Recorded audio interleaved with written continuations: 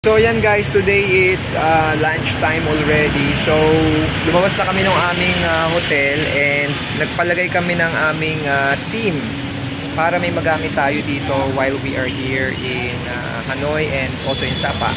So ngayon nahanap lang kami ng makakainan namin. Maraming mga kainan dun sa area dito. Pero lumakad kami papunta ron, baka bumalik kami para doon sa kabila para mas madami doon. So tingnan natin kung ano yung makakainan natin ngayon guys. Pakita ko sa inyo. Walk around, medyo maulan ngayon guys, kaya hindi kami masyado makapunta. Kanina ano pa okay pa. So pakita ko lang yung mga lugar dito sa inyo para makita nyo yung kapaligiran nitong area na tinirhan namin dito. Medyo maulan nga lang ngayon guys. So dito sa area nito marami na rin siyang kainan. Sige, explore natin.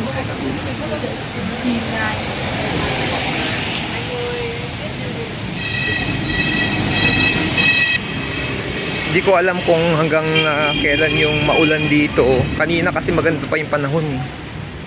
Pero ngayon biglang naging makulimlim siya, umuulan. Dito nga sarap din eh. Kaya lang mga noodles eh. You have the food, yeah. Dito rin, kainan din siya. Let's check dun sa area doon.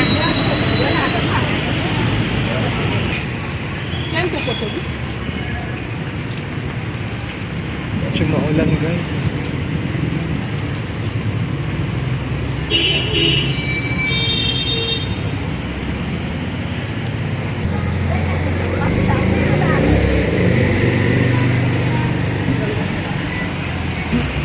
Guys, ganun lang talaga no? Yan sa, siya.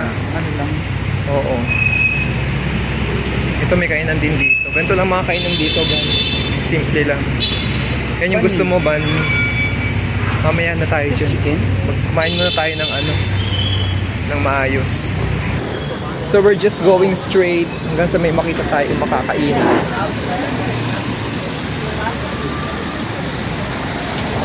Doon nga meron din. Ayan, dito rin meron. Ayan pala, tingnan natin dito.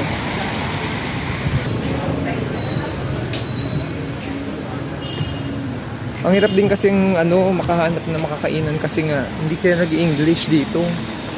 Kaya talagang hahanap tayo. Ayun na.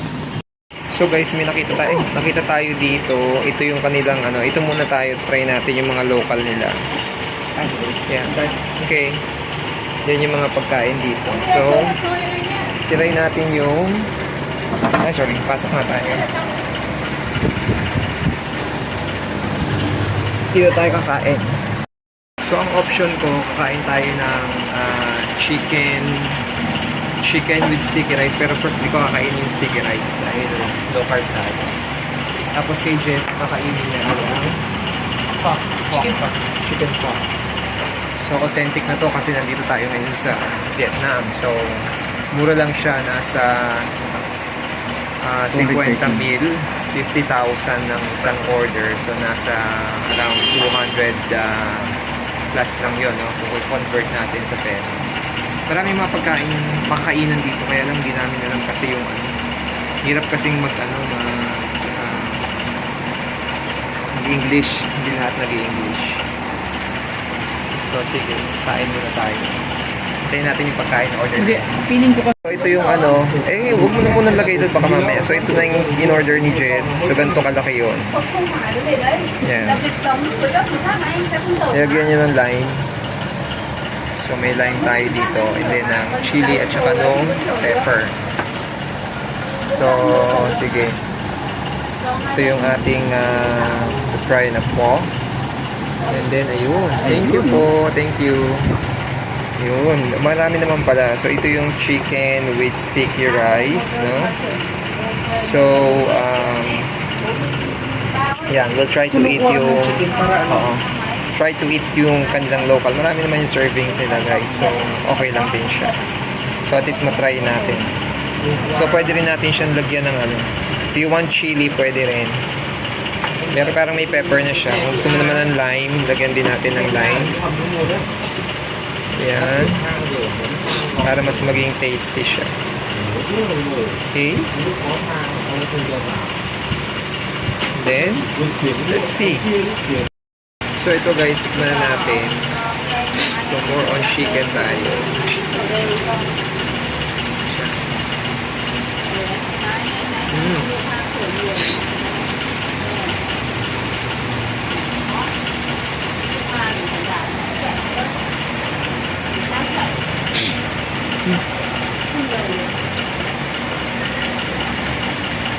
Okay naman siya.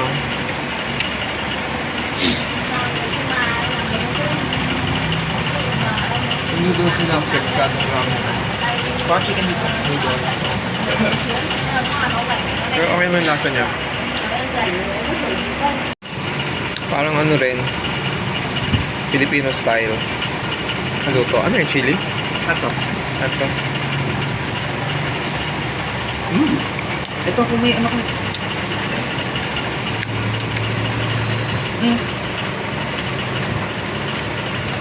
Ano lang?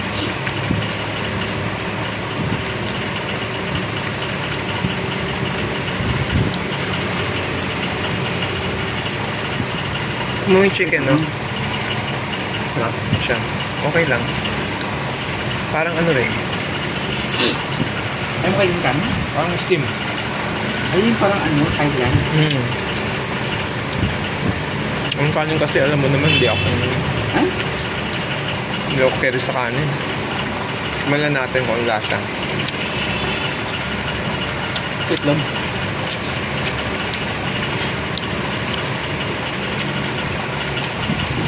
Ang daming noodles. Yaman. Yaman. Passing na lang tayo. Ay, ano? Yun lang kasi ang hirap guys pag nasa labas tayo ng ibang lugar. Medyo nahirapan tayong mamili ng pagkain natin. Pero okay lang. Kasi fasting naman ako, ang huling kain ng gabi, ano pa eh. Gabi na. Ay, maaga pa, ngayon na uli ako kumain. Nag-coffee lang ako kahapon. Ba may basurahan? May Pero basurahan? lang guys, kung kayo pupunta dito sa Vietnam, maraming mga kayong pwedeng pagpilian ng pagkain.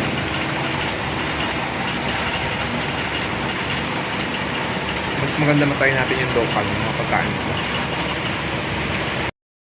So yan guys, yung 100 pesong meal dito. So yan, you have your Pho. Chicken pho.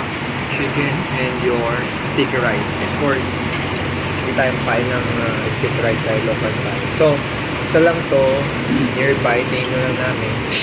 So, bukas, yung breakfast dun sa hotel, ipapakita ko. Pagkatapos, hanap pa tayo pwede pa natin pagkainan dito para isama ko rin kayo. So, yun lang muna guys for this vlog. Tingnan nyo pa yung mga ibang video natin para pakita nyo. So, yun lang guys. Bye-bye.